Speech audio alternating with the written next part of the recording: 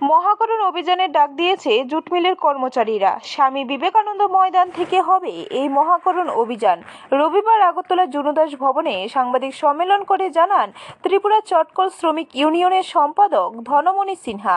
তিনি বলেন, সরকারের কাছে দাবি জানানো হবে আদালতের নির্দেশ অনুযায়ী 1996 সালের 1 জানুয়ারি থেকে 1647 জন শ্রমিক কর্মচারী অর্থরাশি মিটিয়ে দেওয়া। আদালতের নির্দেশ অনুযায়ী প্রাপকদের পূর্ণাঙ্গভাবে তার বেতন ভাতা, গ্র্যাচুইটি, লিভ স্যালারি ইত্যাদি ক্ষেত্রে অর্থরাশি মিটিয়ে দেওয়া। আগামী 27শে অগাস্ট আমরা মহাকরণে অর্থ সচিবের কাছে আমরা ডেপুটেশন প্রদান করব। কোন ডেপুটেশন মহাকরণ অভিযান আমরা করব। আমরা সকল মহোদয়ে জমায়েত হয়ে আমরা ওনার উদ্দেশ্যে আমরা যাব, আমাদেরকে টাকা পয়সা দিয়ে আমাদের এই সমস্যাটা যেন মিটিয়ে দেন। এর জন্য আমরা এই প্রোগ্রামটা হাতে নিয়েছি।